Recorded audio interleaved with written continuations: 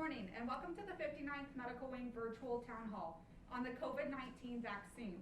I'm Kylie Kenzel with the 59th Medical Wing Public Affairs Office and your moderator for today. With me is Major General Dr. John J. DeGoes, 59th Medical Wing Commander, Chief Master Sergeant Mark Shulkoff, 59th Medical Wing Command Chief, Colonel Dr. Heather Yoon, Brooke Army Medical Center's Medical Services Deputy Commander, Lieutenant Colonel Dr. Kevin White, 59th Medical Wing COVID-19 Vaccine Coordinator. In addition, we also have Staff Sergeant Amanda Wimberly, 802nd Military Working Dog Handler, who can speak on her experience receiving the COVID-19 vaccine. I will now turn it over to Major General John J. DeGoes for his opening remarks. Thank you, Kylie. Good morning, everyone, and thank you for joining us today. As many of you are aware, the 59th Medical Wing began administering the Pfizer COVID vaccine on Monday, December the 14th, with operations ongoing 5 days a week since. The 59th was the first in the Air Force and one of 12 Department of Defense sites to first begin the COVID vaccine program. Since starting vaccination, we've administered thousands of doses in San Antonio to military beneficiaries with our partners across town at Brooke Army Medical Center. And amidst all of those thousands of vaccines, we've had no significant allergic reactions or significant medical side effects due to the administration of the vaccine. I know there are a lot of questions regarding the vaccine and when it's going to be available from you, our patient population. And I'm going to do my best with this great team here to address as many of your questions as possible today. As we progress through today's event, I encourage you to continue asking questions in the comment section on Facebook. My goal today is to ensure everyone has their questions answered and has the ability to make an informed decision on whether receiving the vaccine is right for them. I am joined by our vaccine program project leader, Lieutenant Colonel Dr. Kevin White. He is an allergy and immunology specialist, and to my immediate right here is Colonel Dr. Heather Yoon, the San Antonio Military Health System's Chief of Medicine and the Senior Infectious Disease Doctor in the United States Air Force. Two things. I am convinced this vaccine is safe and effective. Secondly, I am convinced no corners were cut in the approval process of this vaccine or the Moderna vaccine. Our team looks forward to answering your questions. Thank you, sir. Over the past week, we have received a lot of questions regarding the vaccine program through our social media page, emails, and our texting service. As Major General DeGoes mentioned, if you're watching on Facebook, we welcome you to post your questions during the town hall, and we will do our best to answer them throughout. In the event we are unable to answer all of the questions today, our Public Affairs Office will answer all remaining questions after the fact. So with that, we'll get started. Major General DeGoes and the panel. We'll start with our most frequently asked / received questions coming from our Phase 1B, 1C recipients, which is the 65 years and older, high risk and or pregnant population. However, I believe the answer to these questions are beneficial for all the recipients. How and when will beneficiaries be notified when the vaccine is available to them? Kylie, I'll go ahead and take that. So what we want to do is to make this process as easy, seamless, safe as possible. And so we will use all kinds of media to advertise when we're going to go to first the over 75 population. There's been some changes in the Department of Defense's prioritization to stay in line with some of the CDC's, the Centers for Disease Control's recommendation for the order of vaccination. And as a result of the Secretary of Defense's recent modification, our patients over 75 have been moved up in the priority schema to Phase 1B.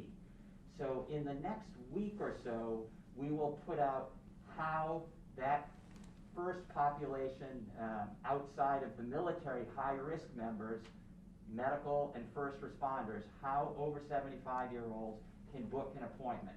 But in short, it will be a phone call to CAMO, or the Centralized Appointment Management Office. And they will have the list of our beneficiaries, whether they're to BAMC or to Wilford Hall, or they occasionally come to us for any reason, and you have a doctor in the private sector. And we will have appointments for you to book that will give you a date and an approximate time to come in for the shot. We're also looking at allowing you to book an appointment via TRICARE online. We just have some final details to work out to make sure when we open it up initially for patients who are over 75 and our beneficiaries, that only that category can get to book that appointment. Now, you probably want to know when, and that's a difficult question. I can tell you that there are not too many other Phase 1B patients that haven't gotten a first dose yet. Our biggest constraint right now is supply of vaccine. Dr. White's team is so effective, in the next couple of hours we will use our last dose that we have here in the 59th Medical Wing for a second dose.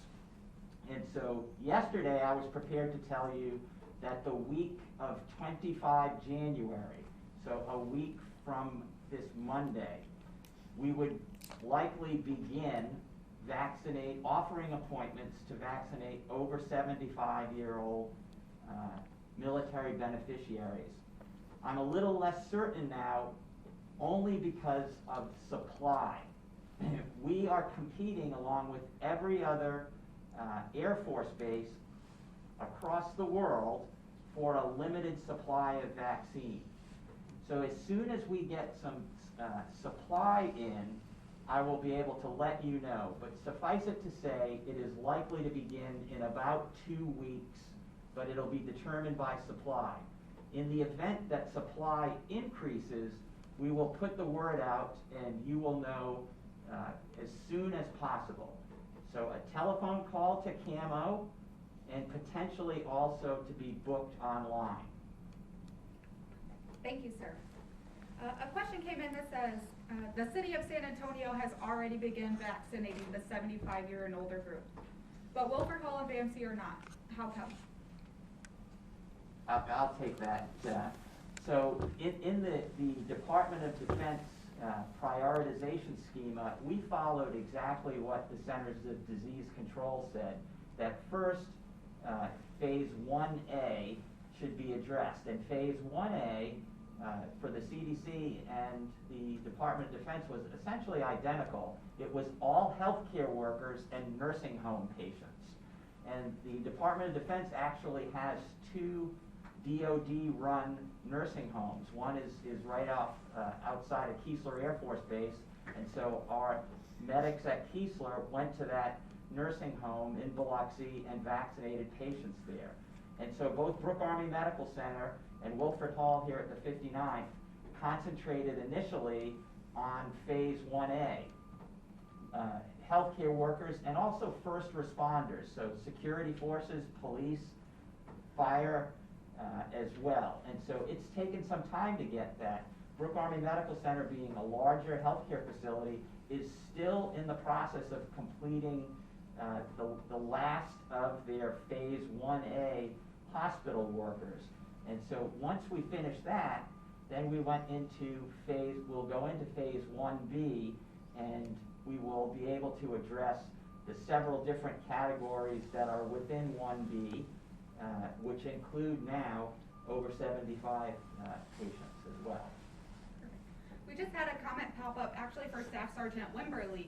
Ma'am, what made you decide to get the vaccine? Yes, ma'am. So the main reason, like you said, I am a security forces member. We are first responders, so enabled to and able to do my job, I have to be up, ready to go, healthy, so that I can take care of people that are, having a bad day, as we say. So that was the main reason, was being a first responder, and I would say the second reason was to help with the research. The more people that get the vaccination, the more studies we get into this.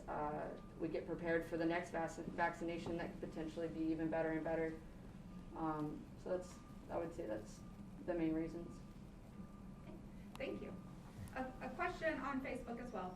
My IMR is showing overdue for the vaccine. However, I already had COVID and received emails saying I'm not eligible. What do I do? I can take that.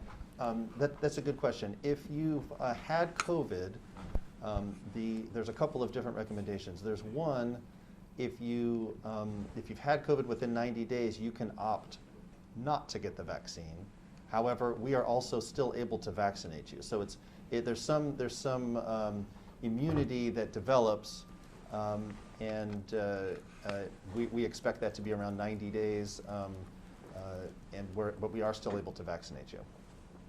Thank you, sir. A question that we received in advance. I have a pre-existing medical condition. Is there anyone who shouldn't get this vaccine? I can take that. Yeah, actually the list of contraindications for this vaccine is incredibly short, and it's really limited to those who have a severe allergy to this vaccine or to the components of this vaccine. It has a very short ingredient list. Probably the most relevant potential allergen in there is one of the fats that's there, polyethylene glycol. So unless you know you're allergic to polyethylene glycol, you probably don't have a contraindication. And people who are on immune suppressing medications, have a risk factor for severe COVID. So, while we don't know as much about the efficacy in particular if you're on immune suppressing medication, we certainly know that people with suppressed immune systems are considered at risk for COVID and are encouraged to consider the vaccine. Okay, perfect, thank you.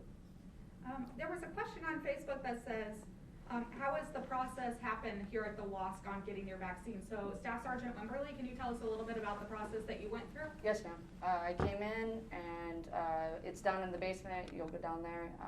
Obviously, keeping that social distance. It's very quick, efficient. Everybody's moving at a very fast pace. I think I came in at 8 o'clock and I was out by 8:30. So the process is very quick. You sit down in a chair.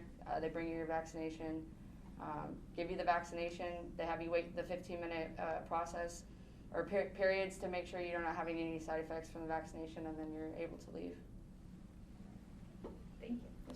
A question on Facebook. Which vaccine will the U.S. Air Force be distributing, Moderna or Pfizer?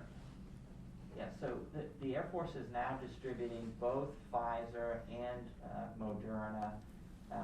And in fact, there's a third vaccine that's getting close, but Johnson & Johnson, and there's been news reports that they may be submitting their data on their phase 3 trial as soon as the early part of February. And so in 6 or 8 weeks, we may have actually a third vaccine candidate to use in America and within the Department of Defense. But right here in San Antonio, at both Brooke Army Medical Center and here at Wilford Hall, we're administering the Pfizer BNT product.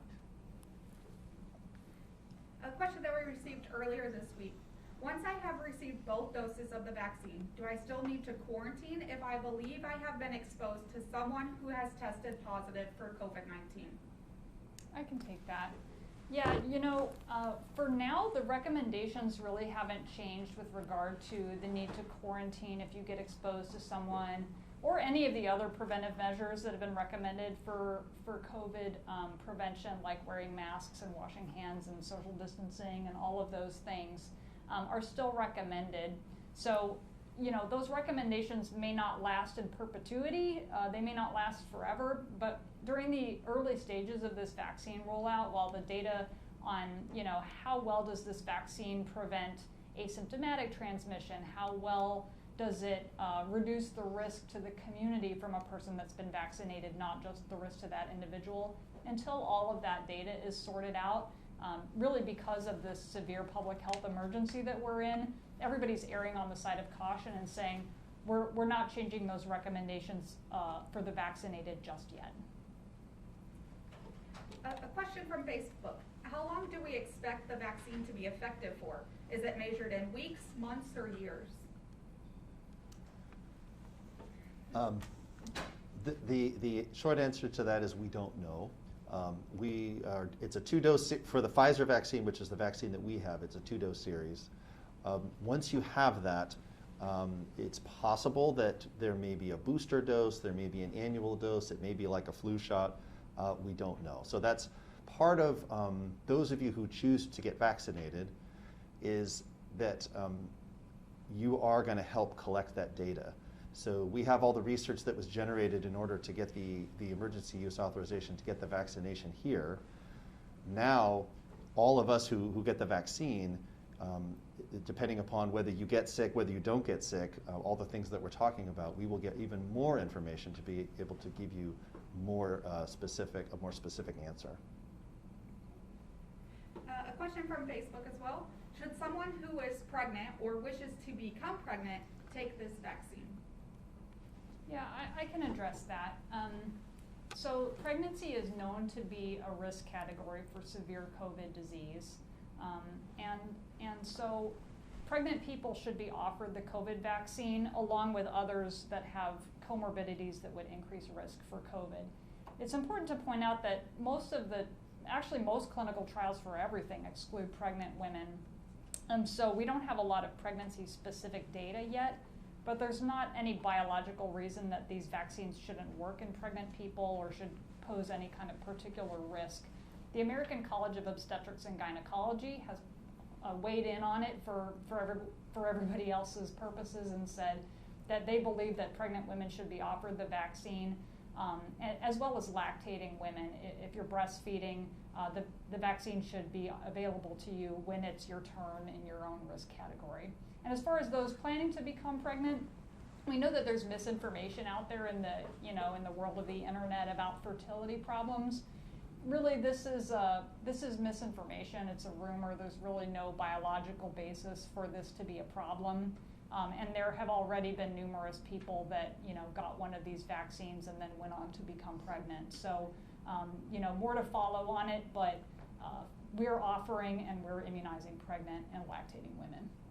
I could just add to that. So in my recent reading with the Pfizer vaccine, 27 of the female patients who had a pregnancy test before they got into the protocol that was negative subsequently became pregnant, and there have been no reports of any problems in spite of the fact that several of them actually got the vaccine and not placebo.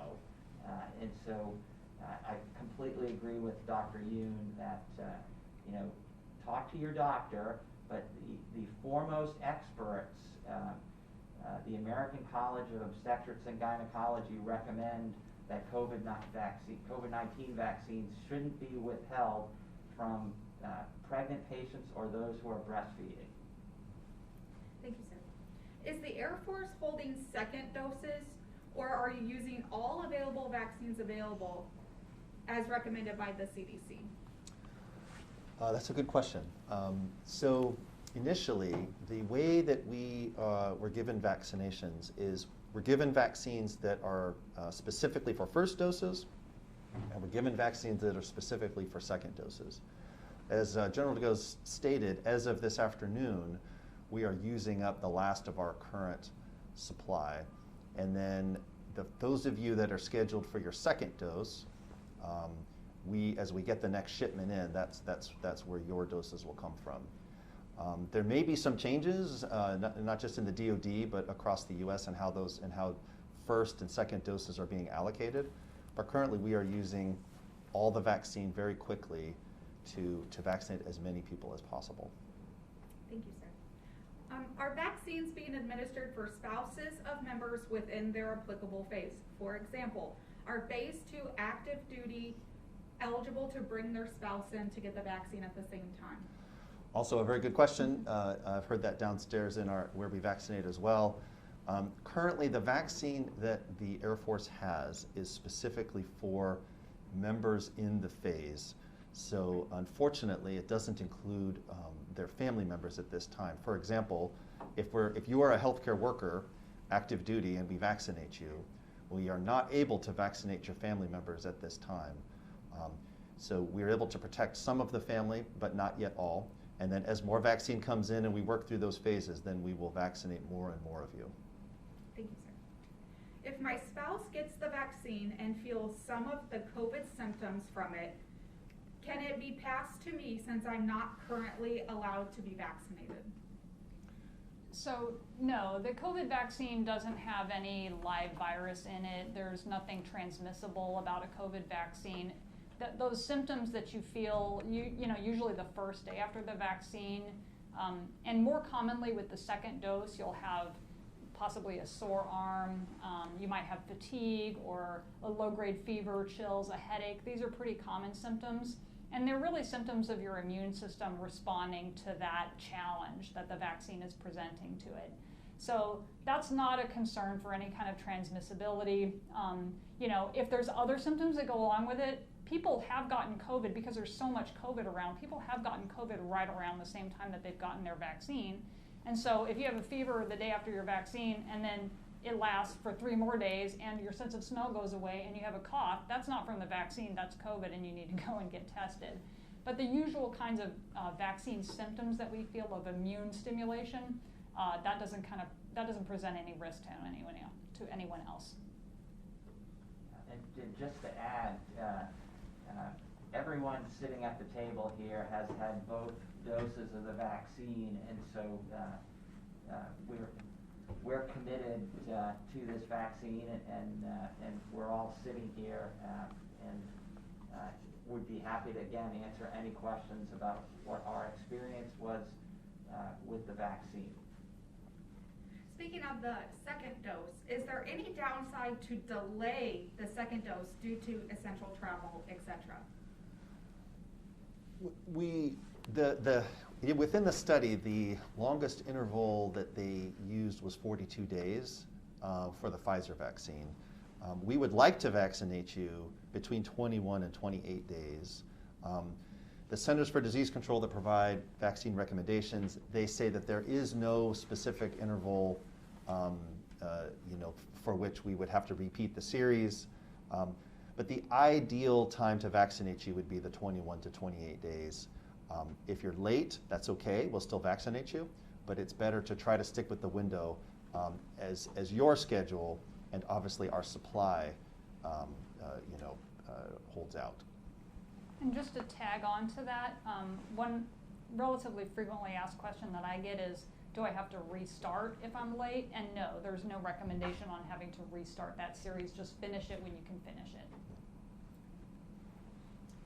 Is there any timeline in which an individual needs to wait from if they had COVID or if they've gotten their flu shot? There's many questions coming through on, should I wait until after this? So is there any timelines on that?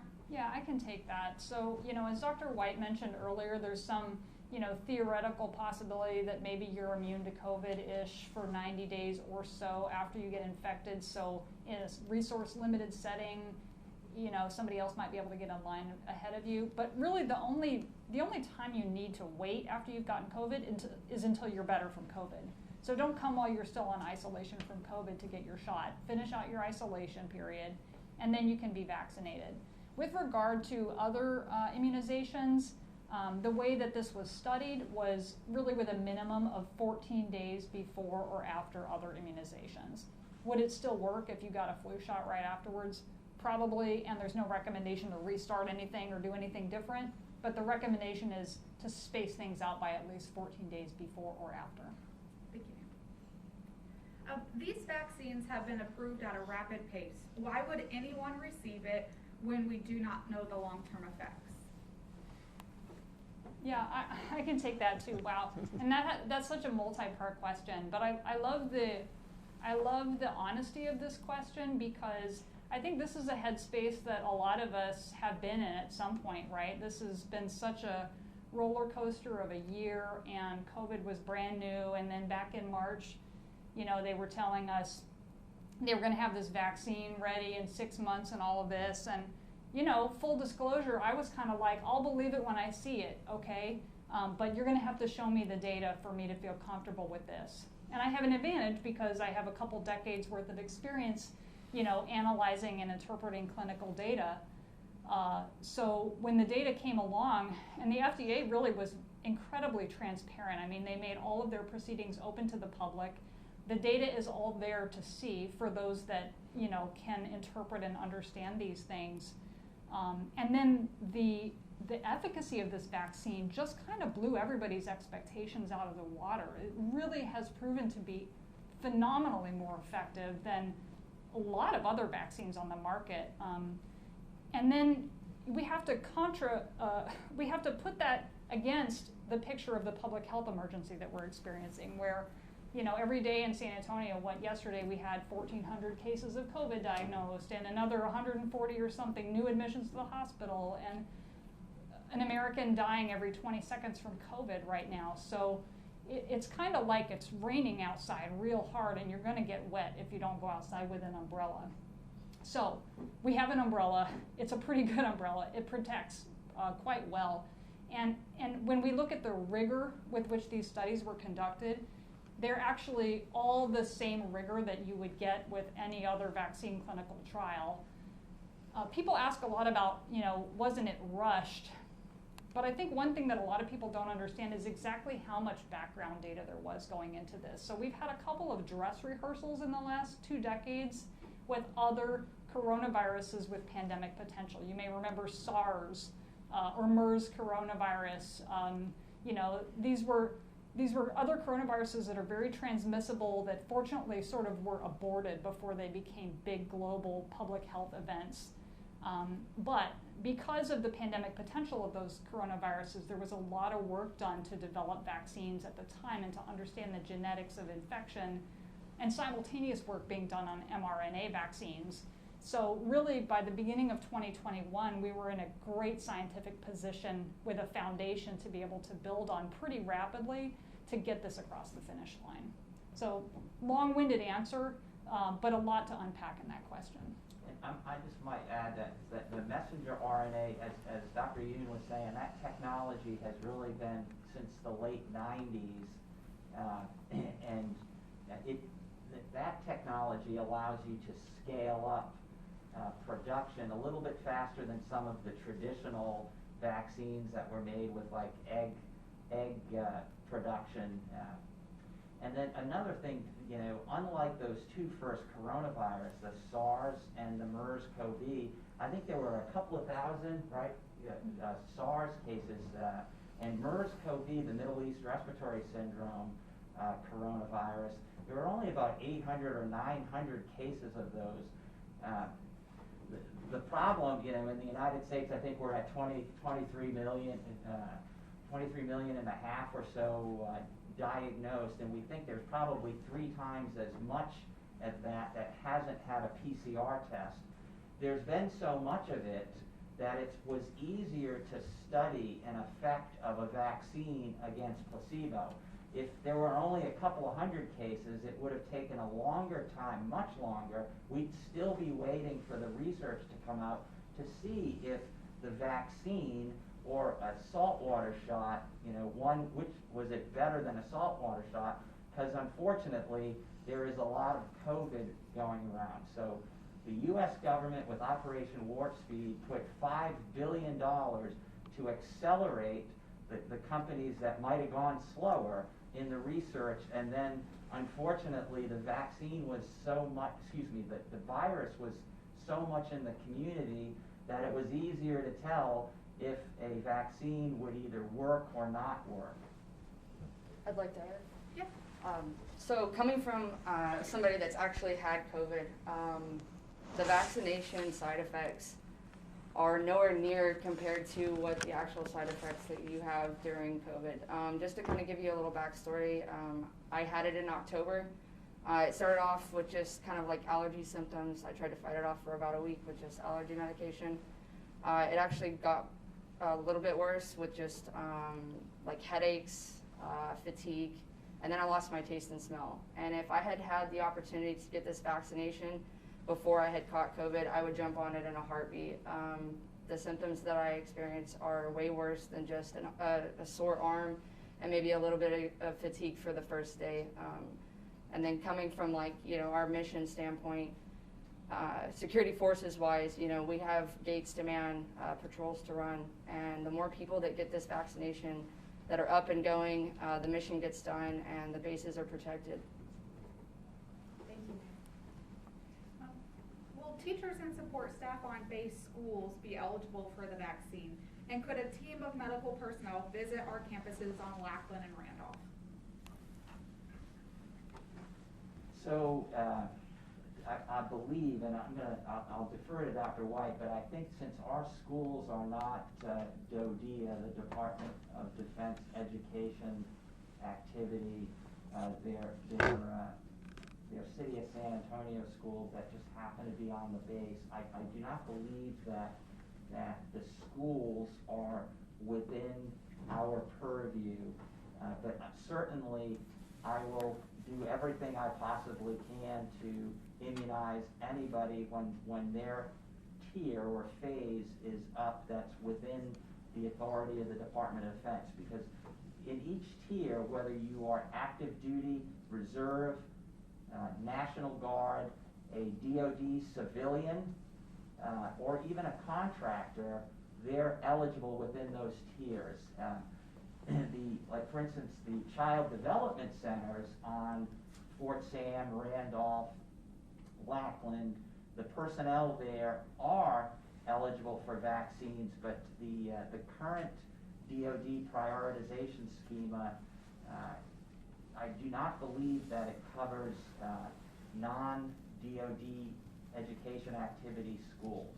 That is my understanding as well, sir. And if I could speak to the vaccination at the location of employment, this would apply. I think many of us are used to when you do the flu vaccine, it's portable. We can come to different areas and deliver the flu vaccine. The Pfizer vaccine, which is the one that we have, has very specific storage and preparation requirements. And so we are only doing the vaccination here in the building. So that goes for really any unit that would normally might be able to get a flu vaccination at their job site. Just to make that clear, that's mainly because it's such a delicate process to prepare and store and administer the vaccine. Thank you. Our next question comes from the 65 years and older group. Again, I would like us to go back and just kind of recap on when their eligibility is. We've had a significant amount of followers join in since we started this. So if we could recap on when their group will be called and how they will be notified, I think everybody would greatly appreciate that. I can do that. So right now, the way I know Texas is using, and many states are using 65 and up. Right now with the DOD, our next group is going to be the 75 and older. And the plan is that as soon as we have the vaccine for you, if you're enrolled to either BAMC, Wilford Hall, to Randolph, you will get an audio care call letting you know that you are eligible to receive the vaccine. We are also updating the JBSA coronavirus website with who can currently get the vaccination. So if you miss the phone call or we don't have your phone number correct, you can check that on a regular basis. Based on our current supply, that's the main limitation as far as when we start to vaccinate the over 75-year-olds, and we are looking at a minimum of 2 weeks from now. We will make those announcements, I should say a minimum of 2 weeks from Monday, this coming Monday, excuse me. But we'll make those announcements again we've already polled the enrolled population to get those phone calls. We're ready to go as soon as we have vaccine. We'll update the website. For those who are not enrolled, we can still take care of you. You'll just need to be checking that website, and then whenever anyone is notified or they see that we're ready, you will call the CAMO, the central appointment line, in order to book your appointment. And then, sir, I have a question about the CAMO line. It was along the lines of, let me see, sorry, let me flip pages. If we, oh, here we go. If we're not home and we have voicemail, will they leave a message for us to call back? If we do not call back, what kind of backlog could we encounter, and will we have the same problem that we have now with phones ringing and no one answering? I think that's a good question. I think, there are many of you who want the vaccine, and we share your enthusiasm that we want to give it to you.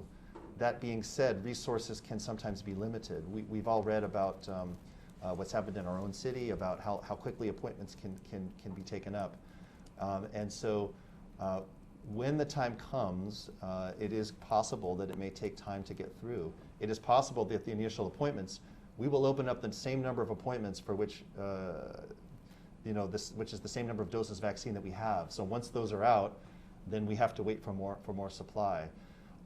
We wish that we got enough right at the beginning to take care of all of you at the same time, but it just isn't the way that it is. So it is possible that there may be some wait times. Please be patient. Please keep calling, but try to stay within. If you stay within the tier and you call when it is your turn, then fewer people will be calling in on those phone lines. And the first group right now that we'll be targeting will be the 75 and older.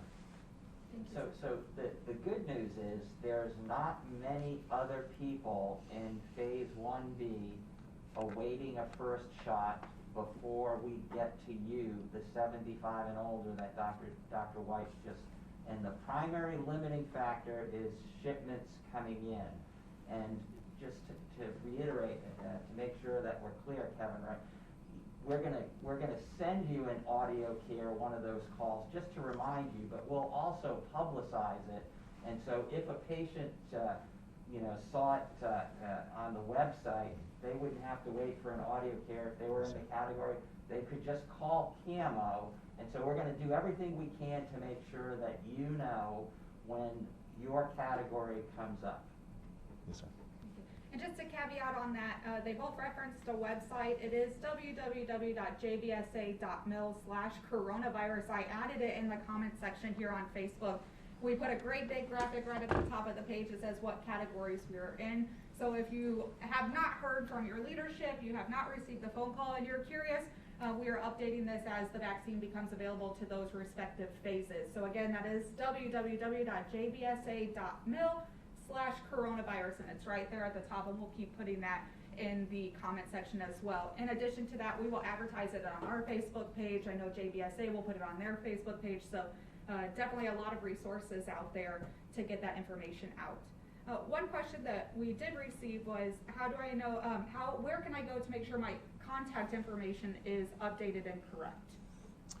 That would be through the DEER's office, which is how you can get that updated if you're worried that your phone number is incorrect. And then, is there any thoughts into scheduling visits the way that we do for our common access cards via an online system? That would be amazing if we had the flexibility to be able to do that. The best system that we have for online appointments right now would be the TRICARE online appointing system. There is some concern with that, though. Right now, I do not believe there is an age restriction on that. So for example, if we open it up to 75-year-olds and older, but anybody could book on there, let's say people were just not aware of what tier they're in and they started booking those appointments, it would prevent others from booking the appointment. So we do not have another system right now with which to do that. So the main system that we use for appointing right now is going to be the CAMO line, and TRICARE online if we can. Thank you. A quick clarifying question. Does the DoD Phase 1A include civilians? The answer is yes. It does include civilians if they are 1A. So if we had an ICU or an emergency department civilian, they would be in sub-tier 1. If we have a civilian that works in the clinic or in a support area, they would be in sub-tier 3 of 1A. So the answer is yes. And it also includes contractors. It just depends on where they work within the MC or the 59 as far as what their job is and what their risk is. Can we talk a little bit about why there is a need for 2 doses? And a lot of talk is the second dose is a little bit harder on the body. So why is that? Sure, we can talk about that. So both the Pfizer and the Moderna products involve 2 doses. Actually, this other vaccine that General DeGoes referenced a minute earlier, the Johnson & Johnson product, is a 1-dose vaccine. So a lot of vaccines actually involve an initial vaccine series. And many of us don't think about it this way because when we were getting all of our series for things, we were little babies and we don't really remember getting all of those tetanus shots at the beginning, thank goodness. But many times when our immune systems have never seen something before, it takes a couple of different experiences with that antigen or with that stimulus in order to get the immune system to really wake up and recognize it. And it really just depends on what is the vaccine and what is the disease that we're talking about.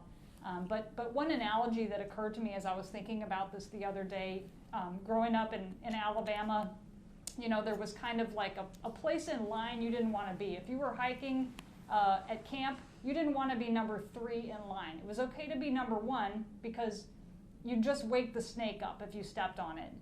If you were number 2, you'd tick it off, but number 3 was the one that was going to get bit by that snake. And in this case, really, your immune system is that snake asleep on a trail, not suspecting coronavirus. And those first and second doses get it woken up and then, you know, really ready and looking for that next attack by the real thing. So, and that's really why people get a little bit more symptoms after the second dose too, is because the first time you are exposed to this, your body's just kind of figuring out what to do with it. But the second dose comes along, and that's a sign your body's prepared. If you get soreness and a little bit of fever and all those things, it's a good sign. Thank you. A question that just came in from Facebook is, will new recruits arriving for basic military training be presented with the opportunity to be vaccinated? The answer is yes, but they're in phase 2, and so that will be after the conclusion of 1B, which has patients who are 65 to 74, that are 16 to 64 with what the Centers for Disease Control defines as high-risk conditions. And so those are some large categories in San Antonio, and there's a few other categories also. And so the recruits are young, typically between 18, although some are as old as 39, and otherwise healthy. That's how they passed an entrance exam to be considered for basic training. And so they're in the final tier, along with the rest of the military and family members and retirees and family members that aren't in a high-risk category that's of a higher priority. Thank you, sir. Let's see here. Another question from Facebook. Would you encourage continuing telework for those who can, continue for those who do, so until they get the vaccine, or at least until the HB-con level starts to lower? So I'll start initially and then let the experts. The telework is usually kind of mission dependent and a decision between your unit leader, commander or clinic leader, and the employee. And there's a balance. Some of our staff have higher risk categories where it makes sense, if the mission allows, to continue teleworking. There are some other other missions that we have, either within the medical area or within security forces, that it is harder to get the mission accomplished from a telework standpoint. So the commanders use their discretion. We offer advice to commanders from BAMC and the 59th Medical Wing when there's a question of whether or not a person is safe to come into the workplace. There's no doubt that under HPCon Charlie, there's more, the commander of the 502nd Air Base Wing made that decision because there's more community transmission of the coronavirus right now. There are near record numbers of hospitalizations in the San Antonio hospital system. That includes the VA, BAMC, and all the civilian hospitals. And so the threat is higher, but it becomes a commander risk-based decision. And every employee, whether they're active duty, civilian, or contractor, is looked at individually in the context of the mission. Yeah, I think I would just, add to this, thinking about the place that this question asker is coming from. The question that wasn't asked exactly is, how safe is it for me in my workplace at the 59th or at BAMC? And I think it's important to reference also just the large number of non-pharmaceutical interventions that have been put into place in all of our workplaces to keep people safe, which are working. They're working very well. So, people that are boots on the ground, in any unit are the best ones to really call something out if something doesn't look right. But we've demonstrated really over the last 10 months that even before a vaccine, we have good interventions for preventing people from getting COVID at work. So, we're utilizing telework like everybody is, where it makes sense, where it's appropriate, as dictated by the mission requirements of the supervisor and all those things. But a lot of progress also in the last 10 months on making sure that the workplace is a healthy space for everybody. Thank you. There are several COVID-19 vaccines still in development. Are we expecting to employ other vaccines as they become available here within the 59th or at BAMC? I think here we were chosen to receive the Pfizer product because we have the capability of keeping the cold storage that's required for that vaccine. Because you cannot mix and match different vaccines right now, it would make sense for us to continue to get the Pfizer product, although depending upon supply, it's possible things could change, and if so, we will adapt. But right now, based on the current supply that's across the states and our capability, we do not expect to receive multiple products at the same time. We expect to continue to receive the Pfizer product until further notice. Do we have any information on the effectiveness of the vaccine against new strands of COVID-19 being talked about? Yeah, so I can take that. So the question asker is referring to these concerning reports of new strains emerging in different places. There are a couple of new strains in particular that seem like they have increased risk for transmission, and how well the vaccine will work against those. So it's still very early. Again, there's not a lot of data, but one of the great fundamental things about both of these vaccines that we have available is that they target that main attachment protein that coronavirus has to use to get into a cell. So any mutation that is significant that affects that spike protein in a virus is going to actually make it harder for it to attach to cells. So there's a fair bit of just being fortunate in the way that these vaccines were designed so that they're pretty broadly applicable against preventing infection. And it's very early data, but the data that we have so far looks reassuring, and it'll just take time really to sort out in real life in the wild what happens with this. I would point out, how do these things happen? How do new strains emerge? It's because of many millions of transmission events. So this is what natural selection looks like in a viral population, and this is why we have new strains emerged, is because of uncontrolled viral spread. So the faster we can get everybody immune to COVID, the less we'll have to worry about emergence of new strains. We've been in this pandemic for over 10 months now, and I haven't caught COVID yet. So why should I be vaccinated? I can take a little bit of this one. Just coming from, an enlisted standpoint, so, if you haven't caught it yet, that's great, but a lot of people are showing a systematic, which means you're not going to show symptoms, so you may not have thought you caught it or haven't caught it, but you could be spreading it to other people, and, that's going to affect the mission.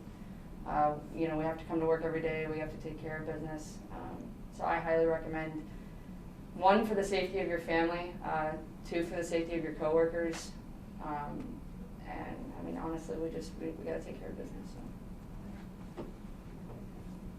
So here's what I would say is that it's a vaccine under emergency use authorization, but as I've said before, I believe it's safe and effective. You've heard various experts that are in the media a lot, Dr. Anthony Fauci from the NIH, talk about this term herd immunity, where somewhere between 75 and 85% of the population gets immunity to, in this case, the coronavirus.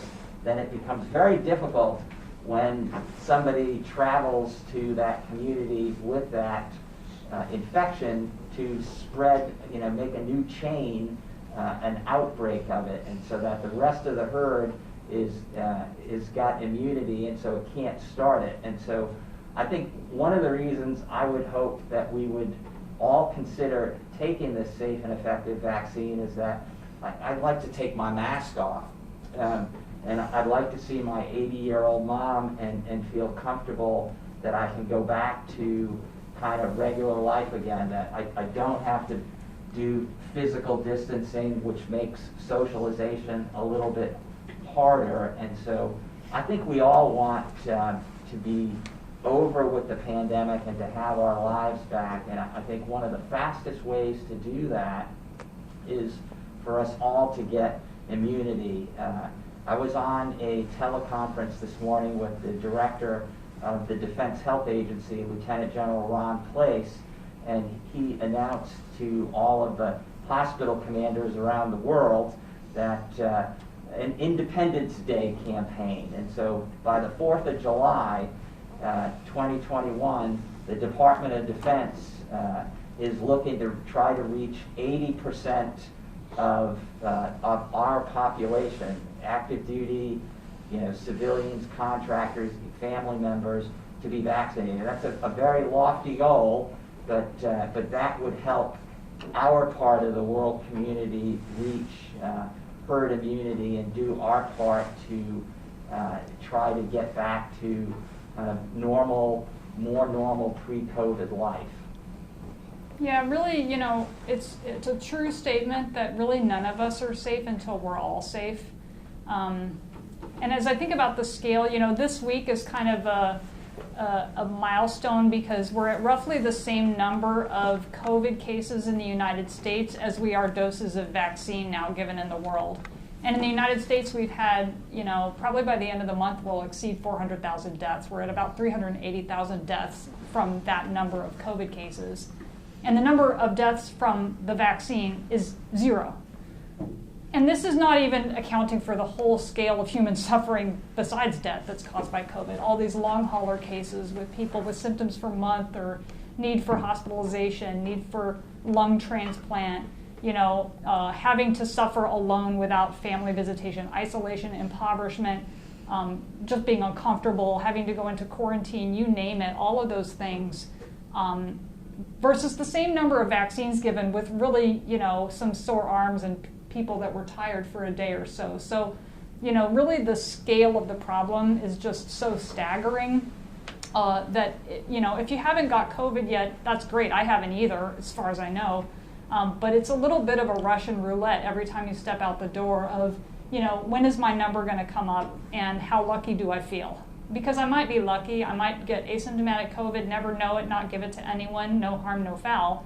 Or really bad things could happen that I don't want to be responsible for or have to suffer with myself. So up until, some data was looked at in the fall, up until mid-December, and I believe close to 24% of hospitalizations for COVID were under 40 years old. And so some would say, oh, it's not an issue for young people at all, but even in otherwise healthy, it can be an issue. And another thing I would put out there is that in young people, the percentage of having the infection and not knowing it, so potentially spreading it to family members or others without even knowing it, is quite high. In some studies has approached almost 50%. And so I think there's a reason for everyone to consider this safe and effective vaccine. Well, questions are slowing down, panel. So there's just a few things that I wanted to re-hit on. There's been a couple of questions asking for an explanation on the tiers and how people are identified in those tiers. So if we could talk a little bit about the tier/phases, what those categories are, so people can kind of get an idea of it. We'll see if there's any last-minute questions that come through. Otherwise, we'll start to wrap it up at the conclusion of this question. So again, the first phase is healthcare workers and first responders. And those are the people that are dealing on the front lines every day, like our defender here and the medics at the table here. And they're in that first phase 1A. Phase 2 has what the rest of the country kind of calls essential workers. And the CDC has added to that 75 and older because of the high risk for the more severe cases of COVID. In the Department of Defense, there's some essential workers that are part of the nuclear mission, the national cyber mission, special ops community, and homeland defense. And some other frontline essential workers that we mentioned already, like child development centers, etc. The next phase, 1C, has 65 to 74 years old, and then age 16 to 64 with high risk as defined by the Centers for Disease Control, medical problems which make their chance for a bad type of COVID much higher. And then really the final phase, which we now call phase 2, is everybody else, whether they're active duty or retirees or family members that don't fit in one of those higher categories. And the reason that they're in that final phase 2 is because they are lower risk. So the principle is the first tier are kind of the highest risk, then the next would be intermediate, and then the lowest risk. And the Department of Defense has mirrored its approach, its prioritization after the national approach, which is advised by the Centers for Disease Control. Thank you, sir. And then one clarifying question. If someone has had COVID, can they still get vaccinated? And I think we all heard Staff Sergeant Wimberly's response to that. She did contract COVID. She has been vaccinated, but yes, the panel highly encourages anybody to get vaccinated, even if you've had COVID before. So General DeGoes, I'll turn it over to you if you have any final thoughts that you would like to say as we wrap up today's town hall. Yeah, I thank you all for joining us today, and I hope if you were uncertain that we've answered your questions, but I'm glad that we opened this dialogue. We'll continue to take your questions. If there's anything you're uncertain about, please ask. My goal is to make this safe and effective vaccine available to as many people as quickly as we can, and to make the process for you as simple as possible. I don't want to give you the runaround. So as soon as Dr. White, Kevin, our project lead, gets vaccine, we will get you the word. And the first large group is the 75 and older. And again, our goal in the San Antonio military health system is to make it as simple and safe for you as possible. So we will continue to put the information out. If we get really lucky and a large shipment comes in sooner, you will know. And we will give you every opportunity to book an appointment. And so really on behalf of the entire team here, I want to thank them for everything that they're doing to keep all of our missions going, our staff safe, and in so doing, we're keeping the community of San Antonio in which we work and live safe. And so I wish everybody a happy and healthy long weekend. Thank you, sir. Again, you can find out more information and updates here on our Facebook page, as well as the jbsa.mil/coronavirus website. As I mentioned at the beginning of this event, everyone who submitted a question formally before the event or even today on Facebook, you will still receive a response in writing from our Public Affairs Office. Should anyone have additional questions, we encourage you to keep on asking. From the entire 59th Medical Wing team, stay safe and happy Friday.